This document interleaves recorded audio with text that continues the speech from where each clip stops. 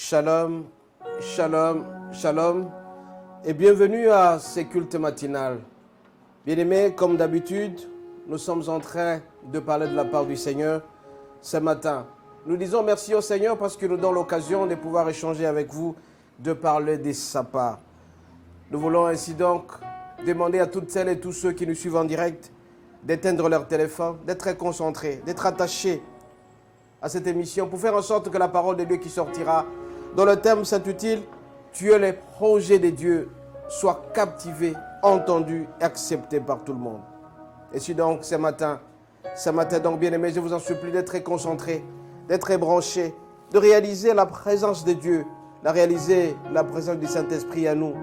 Ce matin donc bien aimé, notre thème s'intitule « Tu es les projets de Dieu ». Mais avant de continuer, avant de prier le Seigneur, je veux demander à ce que ces cantiques soient chantés, afin que nous puissions être tous emballés, afin d'être attachés et comprendre comment le Seigneur nous parlera ce matin.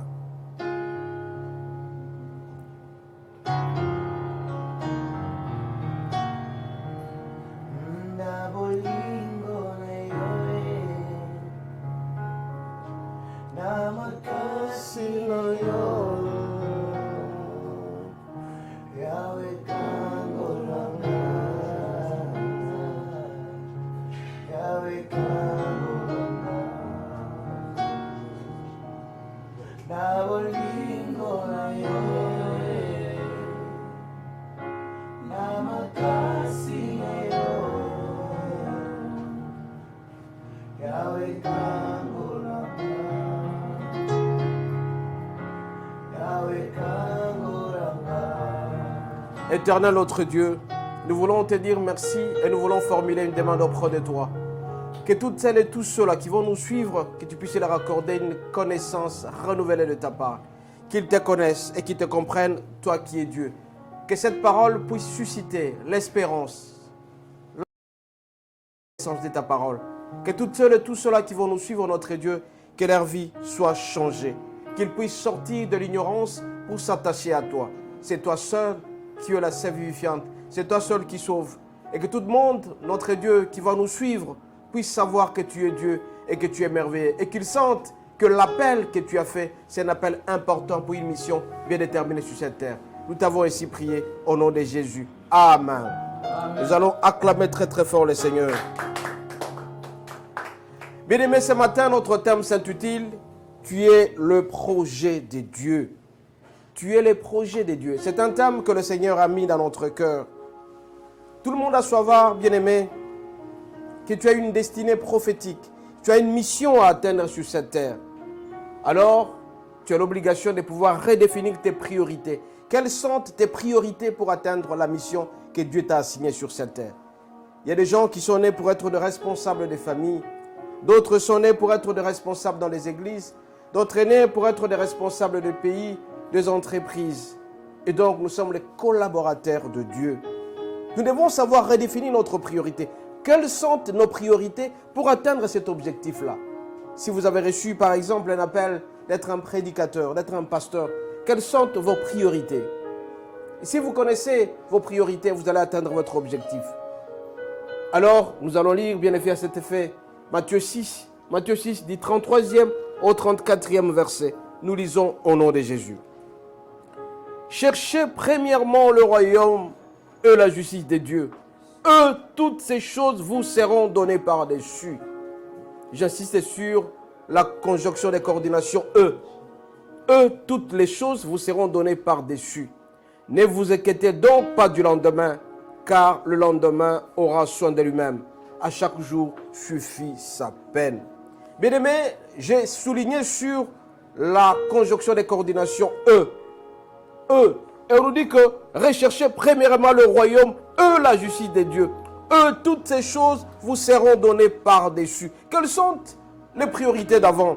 Bien-aimés, pour ce qui vous sera donné par-dessus, vous avez des maisons, vous avez des voitures, vous avez des enfants, vous avez des mariages, tout ce que vous cherchez, ça vous sera donné par-dessus.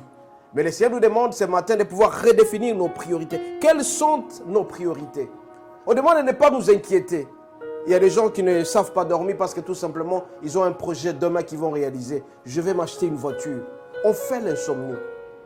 Je vais me marier. On fait de l'insomnie. Je cherche de l'argent. Donc on définit ses priorités par rapport à ce que nous cherchons. On définit nos priorités par rapport au matériel.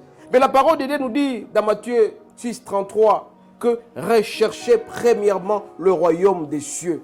Donc concernant votre avenir, celui qui gère votre avenir, c'est Dieu. Ce n'est pas vous-même. C'est le Seigneur seul qui gère votre avenir. Donc la gestion de votre priorité, c'est le Seigneur. Alors, si tu cherches le royaume des cieux, c'est-à-dire tu t'accroches au Seigneur, tu t'accroches à celui qui définit ton avenir, mon bien-aimé, tu ne vas rien regretter. Donc, il ne faut jamais s'inquiéter pour se dire, qu'est-ce que j'aurai demain? Mais poser la question auprès du Seigneur, je te sers. Qu'est-ce que j'attendrai de toi?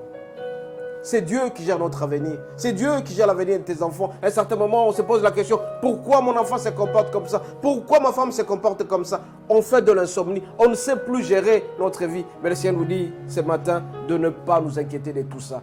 Mais il y a quelqu'un qui s'occupe de notre famille. Il y a quelqu'un qui s'occupe de nos maisons. Il y a quelqu'un qui s'occupe de tout ce que nous avons comme avenir. Il y a quelqu'un qui s'en occupe.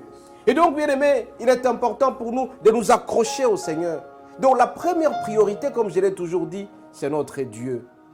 Si tu maintiens cette priorité avec Dieu, si tu maintiens cette relation avec Dieu, cette alliance avec Dieu, mon bien-aimé, tu vas réussir complètement ta vie. Et donc, à cela, nous devons nous poser la question, quelle est notre priorité? Si ta priorité numéro 1, c'est Dieu, là, c'est une très bonne chose. Alors, si tu fais de ton Dieu ta priorité, tu verras aussi que son royaume, tu en feras aussi priorité. Alors, pour atteindre cette priorité, tu dois avoir un appel. Cet appel qui fait en sorte que tu puisses atteindre ta priorité, c'est le Seigneur qui te suscite cet appel-là. Alors, les trois éléments importants, notre priorité, c'est Dieu. Et pour atteindre cette priorité, nous devons rechercher le royaume des cieux à travers la parole de Dieu. Et en troisième lieu, bien-aimé, nous devons avoir un appel.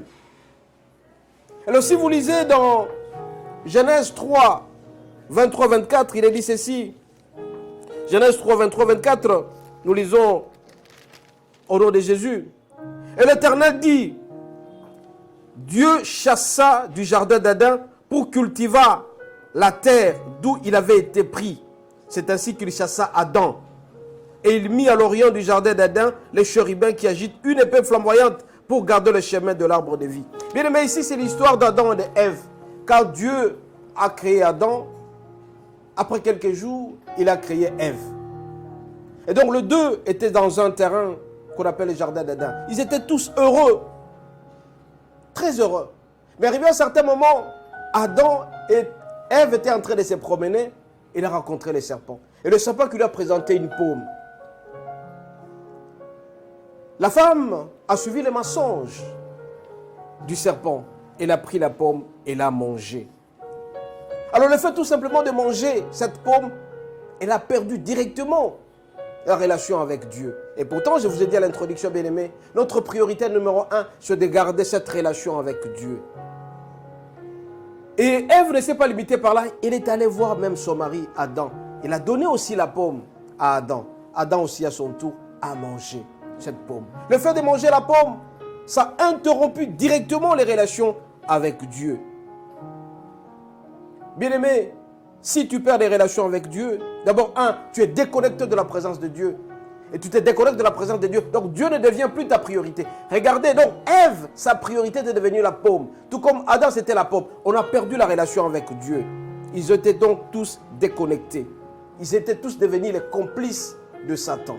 Et pourtant, quand Dieu les a créés, il a mis tout en eux. Bien-aimé, la meilleure des choses qui puisse exister dans ce monde, c'est Dieu. C'est ta relation avec Dieu, ton alliance avec Dieu. Est-ce que tu conserves cette relation avec Dieu? Le fait tout simplement que Adam et Ève aient coupé directement la relation avec Dieu, ils étaient déconnectés. Et la vie de Dieu a quitté en eux. Bien sûr, ils avaient tout. Mais cette relation avec Dieu, Dieu n'était plus content de les voir. Toi aussi, mes bien-aimés, combien de fois tu coupes tes relations avec Dieu et Dieu n'est plus content de toi? Et combien de fois Dieu avait mis tout à ta disposition, mais tout simplement il y a des interdits, c'est-à-dire le péché qu'il ne faut pas franchir. Mais toi tu te laisses emporter, tu coupes cette relation avec Dieu. Alors bien-aimé, Comment Dieu travaille? Je vous pose la question. Moi, je me pose cette question. Comment Dieu, quand Dieu crée quelqu'un, il met tout à sa disposition. L'environnement est là. Il l'a fait avec Adam et Ève. Dieu a tout créé. Il a mis le jardin d'Adam, il a mis des arbres, il a mis des animaux. Tout était à leur disposition. Mais malheureusement, au lieu que Adam et Ève fassent leur priorité, les seigneurs, ils sont allés suivre le mensonge du diable, Satan. Il ne manquait de rien. Ils avaient tout à leur disposition. C'est comme toi aussi, mon bien-aimé. Dieu met tout à ta disposition. L'environnement est là, de l'argent. Mais il te demande tout simplement de respecter certaines consignes, c'est-à-dire de ne pas franchir le Rubicon du péché. Mais la plupart des gens, bien-aimés, ils veulent être riches.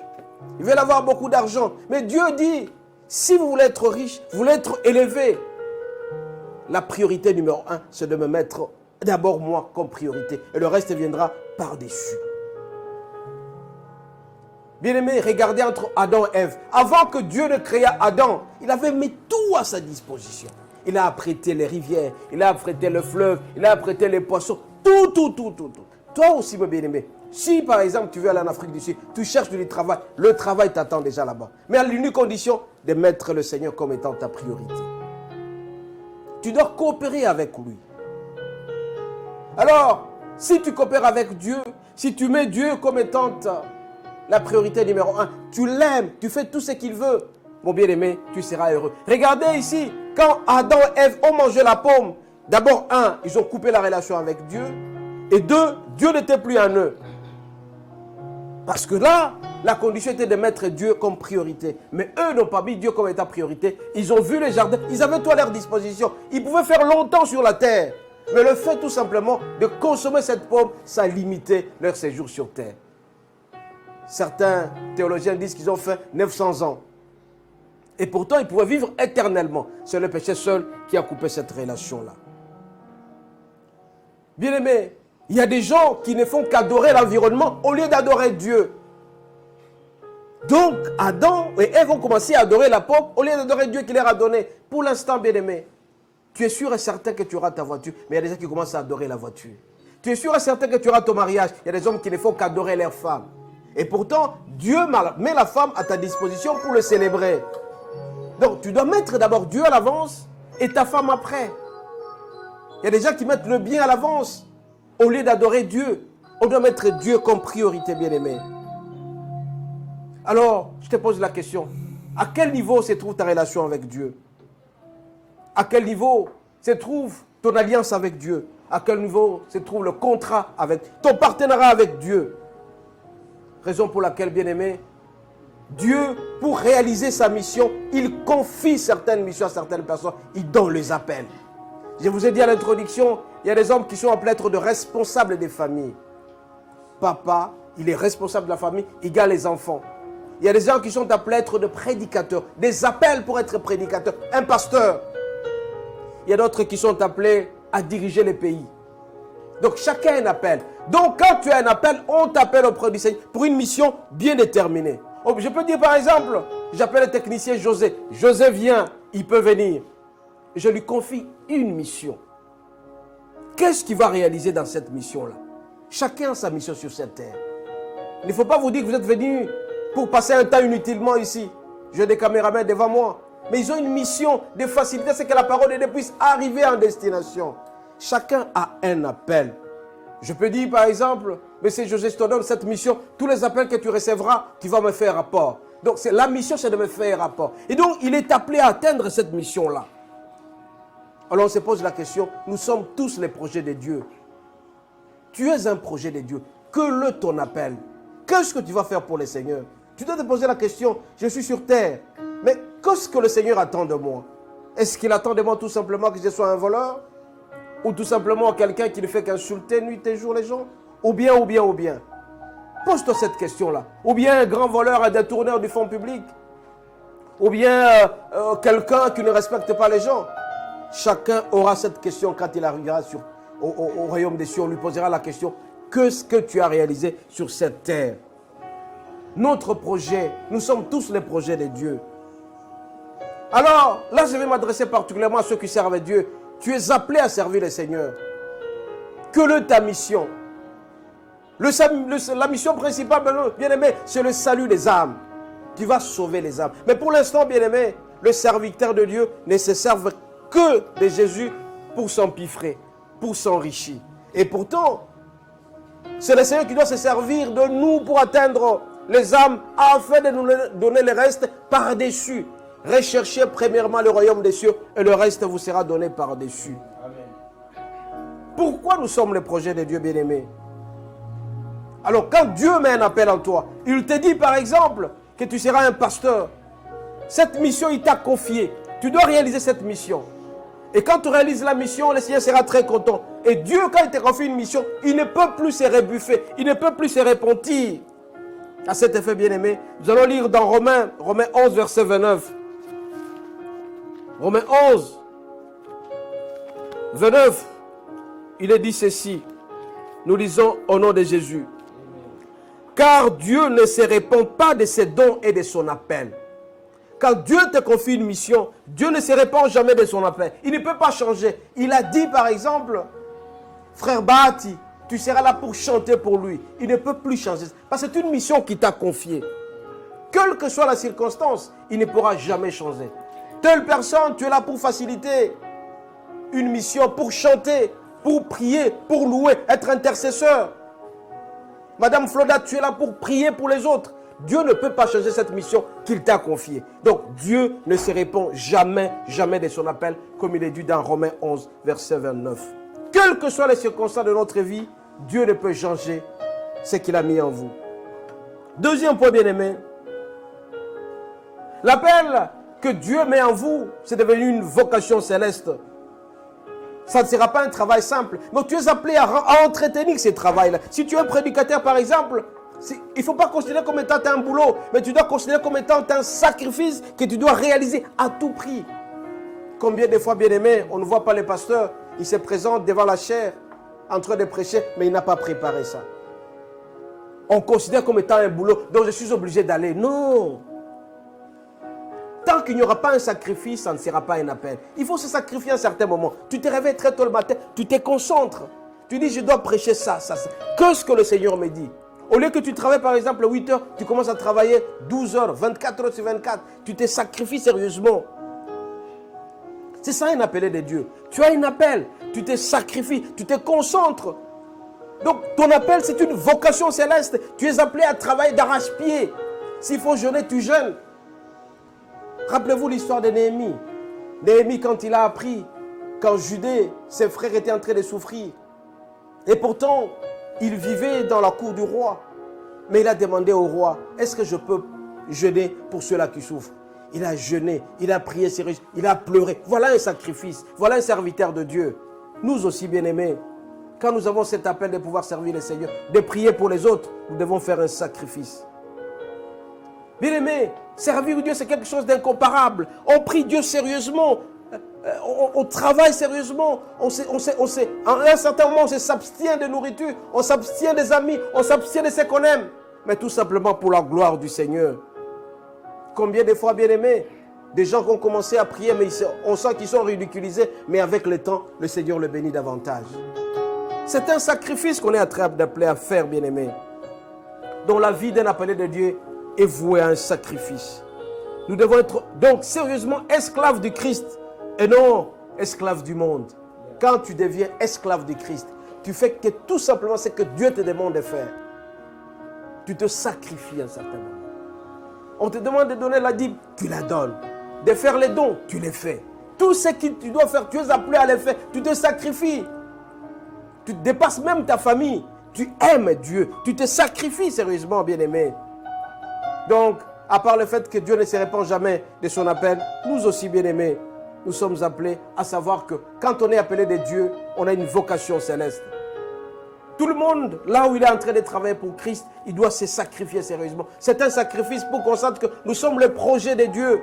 Et quand on est projet de Dieu, on se sacrifie pour lui. Nous devons être esclaves du Christ et non être esclaves du péché. Combien de fois, bien-aimés, la plupart des fois en tant que serviteurs de Dieu, nous sommes tantôt du côté du diable, tantôt du côté du Christ. On est esclave du diable, esclave du péché. Parce que tout simplement, nous avons péché à tout moment. Bien-aimé, Dieu est trop grand. Plus tu vas le servir, plus tu vas te sacrifier pour lui, tu verras qu'il va aussi te bénir davantage. Les gens sentiront que tu es ridiculisé. Mais Dieu te bénira parce que tu l'aimes. Mais il faut lui donner tout ton cœur, totalement, pas à 80%, mais à 100%. Est-ce que tu te donnes sérieusement en Jésus à 100%? Dieu est trop grand, il t'aime. Il veut à ce que tu puisses te sacrifier pour lui. Si tu te sacrifies à lui, tu verras qu'il te bénira davantage. Combien de fois on n'a pas vu des gens qui ont été ramassés du néant parce qu'ils étaient des serviteurs de Dieu. Ils ont atteint le niveau le plus élevé et Dieu leur a donné l'essentiel dans leur vie. Ce matin bien-aimé, nous devons savoir que nous sommes les projets de Dieu. Nous sommes les appelés de Dieu. Bien-aimé, l'appel de Dieu est élevé. L'appel de Dieu est noble. L'appel de Dieu est saint. L'appel de Dieu est sacré. Et donc, on ne peut pas patauger, on ne peut pas mélanger l'appel de Dieu avec autre chose. Si tu es appelé par le Seigneur, il ne faut pas mélanger. Mais il y a des gens qui mélangent. On le voit, il est serviteur de Dieu. Mais sa vie ne reflète pas qu'il est Dieu, qu'il vit avec Dieu. Il y a une dignité, bien-aimé, qui est attachée. Quand tu es un pasteur, par exemple, on ne peut jamais te reprocher de quelque chose. C'est vrai qu'on est humain, mais faisons tout pour que le monde sente et sache que nous sommes en train de servir quelqu'un. Nous sommes en train de servir Dieu.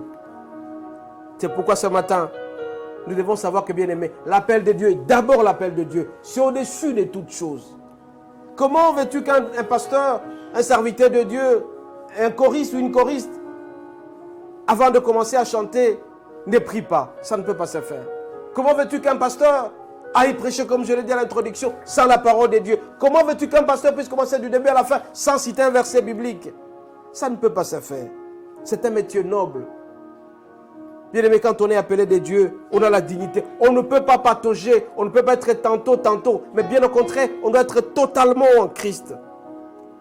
C'est une noblesse, bien-aimé.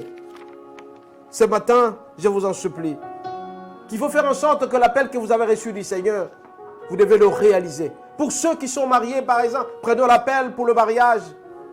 Quand on est marié, un homme et une femme, il y a certaines obligations. On te dira par exemple que l'homme doit aimer sa femme et la femme doit être soumise. C'est un appel, le mariage. Mais il y a des gens qui ne parviennent pas à réaliser. Donc tu dois mettre tout pour réaliser cet appel que le Seigneur t'a donné. Et on ne peut pas les réaliser si jamais on est seul.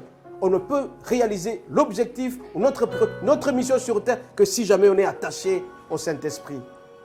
Mais beaucoup de gens, bien aimés, combien de fois nous sommes en train de travailler pour le Seigneur, servir Dieu sans le Saint-Esprit. Tu ne peux pas réaliser quelque chose sans le Saint-Esprit, mon bien-aimé. Détrompe-toi. Tu ne peux réaliser quelque chose que si jamais que le Saint-Esprit est attaché à toi. Tu marches avec lui, tu respectes l'alliance, tu mets en priorité Christ. La priorité est notre Dieu. La priorité est toujours notre Dieu. Tu veux être élevé, sois attaché à Christ. Tu veux être élevé, prends en considération ton appel. Mais, bien-aimé, combien de fois on ne considère pas notre appel comme étant important? On patauge dans nos relations avec Dieu. On ne se sanctifie pas. On ne sacrifie pas certains éléments pour faire en sorte que notre objectif soit atteint. L'appel de Dieu, bien-aimé, est élevé. L'appel de Dieu est saint. L'appel de Dieu est sacré. L'appel de Dieu d'être attaché toujours au Seigneur. On ne peut plus patauger. Nous devons nous sanctifier de temps en temps. Quand tu ne parviens pas à te sanctifier, mon bien-aimé, ton appel ne sera pas réalisé.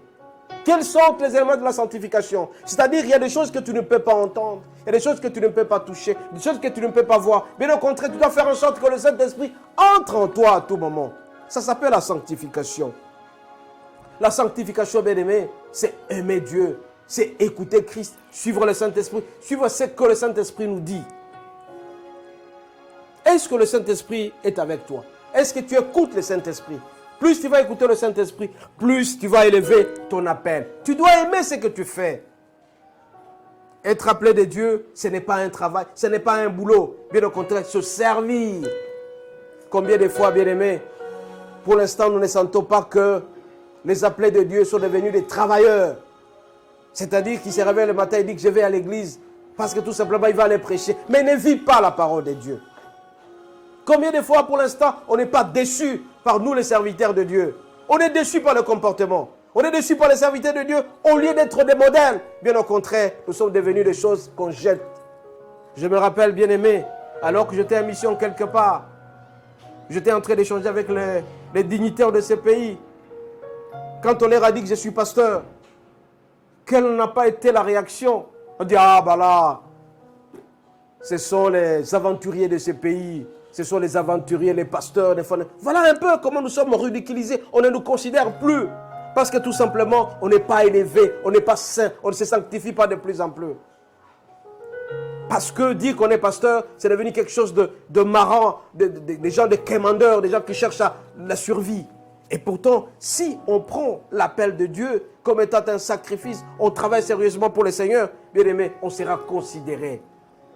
Combien de fois on n'est pas ridiculisé? Parce que tout simplement, les serviteurs de Dieu, les appelés de Dieu, ils sont devenus des va-nu-pieds, ils sont devenus des quémandeurs, ils sont devenus, c'est eux les impudiques. On cherche le monde, on trouve dans l'église, et l'église on trouve dans le monde. Faisons tout, bien aimé, pour nous sanctifier davantage. Parce qu'on a un appel. L'appel, c'est quoi? C'est le salut des âmes. Pour sauver les âmes, bien aimé, nous devons être modèle. Si tu n'es pas modèle, tu seras malheureux. Si tu n'es pas modèle, tu ne seras pas respecté. C'est la sanctification qui doit passer en toutes choses. D'abord la sanctification, bien aimé. Et si on se sanctifie de plus en plus, recherchez premièrement le royaume des cieux et la justice, et le reste vous sera donné par-dessus. Mais par contre, nous cherchons d'abord autre chose. On cherche d'abord des voitures. On cherche à présenter pasteur tel, il s'habille ceci, il s'habille de cette manière. Pasteur tel, il a telle voiture. Pasteur tel, il a telle maison. Voilà, ce sont les choses par-dessus. Et pourtant, c'est d'abord l'appel. Un homme qui prie Dieu doit être humble. Celui qui n'est pas humble, l'humilité précède la gloire et l'orgueil précède la chute. Raison pour laquelle ce matin, bien-aimés, puisque nous avons reçu l'appel de Dieu, nous devons entretenir cet appel-là. Cet appel est sacré et doit être bien entretenu. Doit être irréprochable. Celui qui sert Dieu doit faire en sorte qu'il soit irréprochable. Qu'on ne trouve pas en lui des choses capables de faire tomber les gens. Combien de fois parce que tout simplement le pasteur a fait ça. Le pasteur doit être considéré comme étant un modèle. Si on n'est plus modèle, bien-aimé, toujours quoi sabat. Parce que quelqu'un est en train de suivre un modèle tel. Mais aujourd'hui, regardez dans les réseaux sociaux, quelles sont pas les images que on nous envoie les images par-ci, par-là, délivrance par-ci, délivrance par-là. Et quels sont ces genres de délivrances? Voilà, c'est la dérive totalitaire. Faisons tout, bien-aimés, pour être irréprochables. Parce que l'appel de Dieu, l'appel que nous avons reçu du Seigneur, c'est un appel sacré. Il doit être exempté de toutes sortes de critiques. Mais nous, bien-aimés, l'appel que nous avons reçu du Seigneur, nous ne faisons pas, nous faisons n'importe quoi. Et à certains moments, les fidèles sont déçus. Mais faisons tout, bien-aimés, pour protéger cet appel, en nous attachant à Christ, en faisant que Dieu est notre priorité. Ce matin, bien-aimé, tu dois savoir que tu es un projet de Dieu. Tu as une mission à réaliser sur cette terre. Bien-aimé, ton appel doit être une priorité. Si tu as un appel d'être prédicateur, ça doit être ta raison d'exister sur cette terre-là. Je te rappelle qu'il faut éviter de consumer ton appel avec le péché. Tu dois être conscient que le Seigneur t'a donné cet appel pour évangéliser. Tu dois évangéliser. Il ne faut pas mettre autre chose avant cet appel-là. Je vais m'adresser particulièrement aux jeunes garçons, jeunes filles. Si tu veux servir Dieu, c'est vrai que le mariage existe. Mais ne cherche pas d'abord le mariage mordicus. Mais si tu cherches Dieu, le Seigneur t'accordera ce mariage. Si tu cherches Dieu, le Seigneur t'accordera cet argent que tu cherches. Si tu cherches Dieu, cette voiture que tu cherches, le Seigneur t'accordera. Alors, moi je dois te dire, mon bien-aimé, que moi je suis riche en Dieu. Je suis riche en Saint-Esprit, je suis riche en... Donc, plus tu seras riche en Dieu, plus tu seras riche en Saint-Esprit, plus tu seras béni davantage. Et donc, tu as raison d'exister. Tu dois mettre en considération ton appel. L'appel que le Seigneur a mis en toi. Parce que tu as une mission. Tu as une mission pour chanter. Tu dois chanter pour le Seigneur. Tu as une mission pour prier. Tu dois prier pour le Seigneur. Intercéder, tu dois intercéder. Alors si tu te concentres sérieusement sur ça, sur ton intercession, sur le travail que Dieu t'a donné, tu as un caméraman, fais tout, réfléchis comment faire du bien pour que la parole de Dieu arrive aux autres. Tu te concentres sur ça. C'est ça ta bénédiction. Le Seigneur va mettre de plus en plus de choses sur toi. Bien-aimé, tu dois savoir que Dieu récompense ceux-là qui l'appellent. Tous ceux-là qui se concentrent sérieusement pour le Seigneur, ils sont récompensés. Parce que tout simplement, a mis un appel en toi. Raison pour laquelle tu dois mettre du cœur dans ce que tu fais. De la sauce dans ce que tu fais. Du piment dans ce que tu fais. Tu dois faire l'appel que Dieu a mis en toi une priorité. Est-ce que tu te concentres pour le Seigneur? Est-ce que tu entretiens ta relation avec Dieu? Dieu n'a jamais déçu ceux-là qui se donnent totalement auprès de lui. Alors que ce matin, j'étais en train de me réveiller, je vois une soeur qui m'appelle, qui me dit, le jour où nous avions notre conférence biblique sur investir dans l'œuvre de Dieu, elle avait semé $1000. Et hier soir, elle me dira que, voilà, elle a été nommée quelque part. C'est une joie immense. C'est-à-dire, elle a sémé, elle a fait de la sémence qu'il avait une priorité auprès du Seigneur et le Seigneur l'a récompensé. Donc, bien-aimé, ton appel doit être une priorité. Est-ce que tu entretiens ton appel avec Dieu?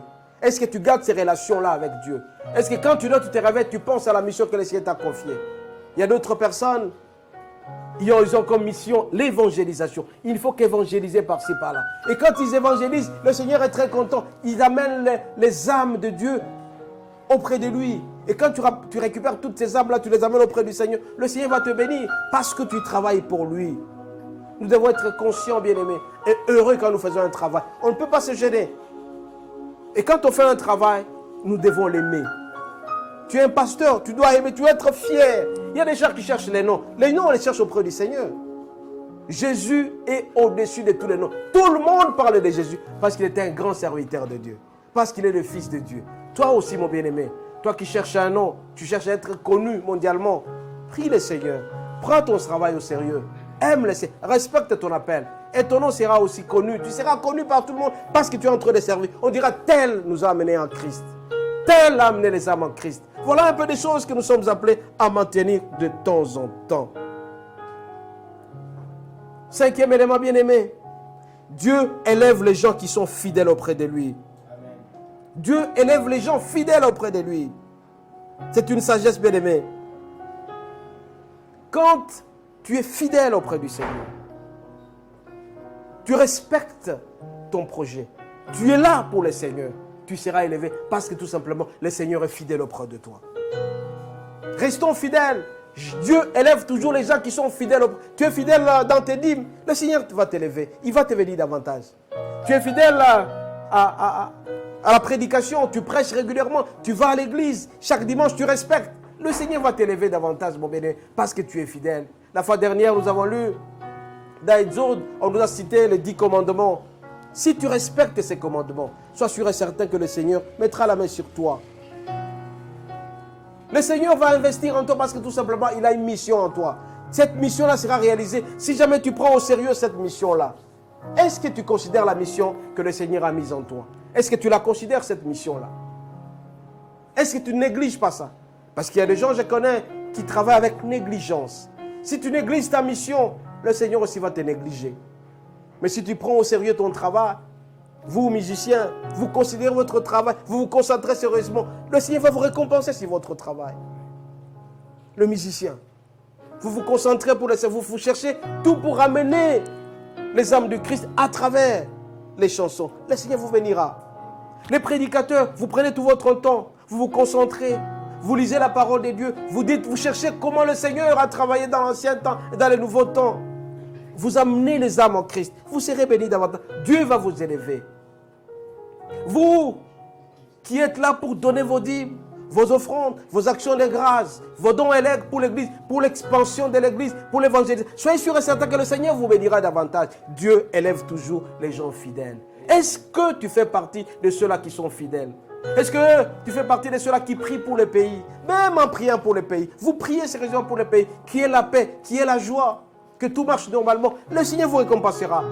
Beaucoup de gens qui prient pour les autres, le Seigneur les élève de plus en plus. Bien-aimés, ce matin donc, chacun a une mission. Cette mission doit être assurée. Cette mission doit être réalisée. Comment cette mission sera réalisée? Tant que nous serons toujours attachés à lui. Raison pour laquelle ce matin, bien-aimés, je vous en supplie, vous êtes appelés à servir Dieu. Il n'y a pas de bonne chose dans ce monde que de servir Dieu. Quand tu sers Dieu, tu seras un homme content, tu seras un homme heureux. Nous sommes aussi appelés à faire de vœux auprès du Seigneur. Quand tu fais un vœu auprès du Seigneur, tu dois le réaliser. Tu dis, Seigneur, je suis là pour réaliser le vœu que tu m'as donné. Combien de fois, bien aimé, on n'a pas vu des gens qui étaient en train de chercher le mariage. Ils disent, quand je serai marié, Seigneur, je resterai fidèle, je serai tous les jours à l'église, je chanterai à la chorale. Mais quand on a le mariage, on a des enfants, on oublie le Seigneur. On ne sait plus respecter ses engagements. On ne sait plus respecter ses vœux. Beaucoup de gens étaient pauvres. Seigneur, quand tu me donneras du travail, je vais respecter tout ce que tu m'as donné. Je serai à l'église, je donnerai les dîmes, je serai fidèle à telle chose. Mais combien de fois on n'a pas vu, bien aimé, quelqu'un qui n'avait pas du travail, mais qui a prié Dieu, on lui a donné du travail. Mais celui-là, il fuit l'église. Et c'est 3 fois malheureux. C'est malheureux parce que tout simplement, on ne sait pas respecter ses vœux. Mais il faut être fidèle. Quand tu es fidèle aux engagements, tu es fidèle à ce que tu as dit, le Seigneur va t'élever aussi. Nous devons nous attacher au Seigneur. Nous devons nous attacher au Seigneur en respectant nos vœux. Servir Dieu, bien-aimé, c'est être aussi fidèle. Et quand tu es fidèle, tu auras la bénédiction du Seigneur. Ce matin, bien-aimé, je viens auprès de vous tout simplement pour rappeler le fait que la priorité numéro 1 pour nous, c'est le Seigneur. Est-ce que tu as mis ton Seigneur comme étant une priorité? Si le Seigneur est une priorité pour toi, tu seras sauvé, tu seras béni, tu seras élevé. Il y a des gens qui cherchent à être bénis. Il y a des gens qui cherchent à être élevés. Cette élévation, cette bénédiction ne peut venir que du Christ. Ne peut venir que de Dieu. En gardant ses relations avec Dieu. En te sanctifiant davantage. En respectant l'appel que Dieu a mis à toi. Bien-aimé, l'appel que le Seigneur a mis à nous, c'est un appel très important. C'est d'amener toutes les âmes auprès de lui. D'amener tout le monde auprès du Seigneur. Et ça, c'est une priorité pour nous. Et quand nous allons respecter cet appel, le Seigneur nous accordera toujours des choses à côté de cela. Recherchez premièrement le royaume des cieux. Et le reste des choses nous seront données par-dessus. Concentre-toi au Seigneur. Attache-toi au Seigneur. Accroche-toi à lui. Et quand tu seras accroché à lui, mon bien-aimé, tu ne seras jamais fatigué, tu ne seras jamais malheureux. Parce que Dieu récompense toujours ses fidèles. Et quand tu es attaché à lui, mon bien-aimé, tu vas voir que tu vas réussir ta mission. Parce que le Seigneur a déterminé une mission auprès de toi. Tu réussiras ta vie. Faisons tout, bien-aimé, pour marcher avec lui. Faisons tout pour respecter ses commandements. Faisons tout pour être attachés. Ton appel, bien-aimé, doit servir à la réussite de ta vie. Il y a des familles où des gens, quand ils ont atteint le niveau le plus élevé, ils oublient maintenant qu'ils sont entre ceux qui sont serviteurs de Dieu. Ils commencent à servir ce qui appartient à l'église, ils donnent à la famille. Et pourtant, c'est la famille qui doit servir Dieu totalement pour que cette famille soit bénie davantage. Ce matin, bien-aimé, juste vous rappeler certaines choses, les choses les plus importantes, que Dieu ne peut jamais se repentir d'un projet qu'il a mis à quelqu'un, d'un appel qu'il a mis à quelqu'un. S'il t'a mis un appel, cet appel ne changera jamais. Tu seras un homme serviteur de Dieu, tu seras un homme béni davantage. Sois tout simplement attaché auprès du Seigneur. Et tu dois faire en sorte que, mon bien-aimé, que ta vocation puisse toujours être une vocation céleste. Tu dois respecter ça. Ça doit être une préoccupation pour toi. Tu dois faire des sacrifices. Et si tu fais des sacrifices, mon bien-aimé, tu seras un homme élevé. Tu seras un homme béni davantage. Et tu dois rester fidèle auprès du Seigneur. L'appel de Dieu, bien-aimé, est élevé, noble, saint, sacré. Et quand tu es fidèle auprès du Seigneur, tu réussiras ta vie. Dieu élève les gens qui sont fidèles. Dieu aide les gens qui sont toujours fidèles. Dieu les assiste jusqu'à ce qu'ils puissent réussir complètement leur vie. C'est pourquoi ce matin, bien-aimé, je voudrais tout simplement vous dire que vous avez une mission. Cette mission, vous devez la réaliser. Vous avez un appel en vous. Exploitez cet appel en gardant Dieu comme étant votre priorité numéro 1. Même dans les moindres détails de votre vie, faites attention à ce que vous faites. Fouillez les péchés. Fouillez tout ce qui pourra vous salir, tout ce qui pourra vous bloquer, mais restez attaché auprès du Seigneur. Quand vous êtes attaché auprès du Seigneur, le Seigneur sera toujours avec vous et le Seigneur vous aidera davantage. C'est très important, bien-aimés. Ce matin, le Seigneur nous aide. Et pour terminer, nous allons lire Matthieu 12. Matthieu 12, verset 42. Il est dit ceci, nous lisons au nom de Jésus.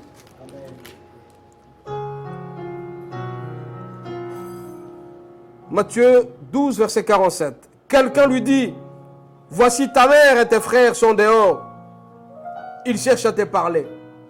Regardez ici, Jésus avait ses frères, avait sa mère, mais il a privilégié d'abord la rencontre avec Dieu. Toi aussi, je te pose cette question. Tu privilégies qui ou tu privilégies quoi? Il y a des gens qui privilégient tout simplement leurs relations au détriment du Seigneur.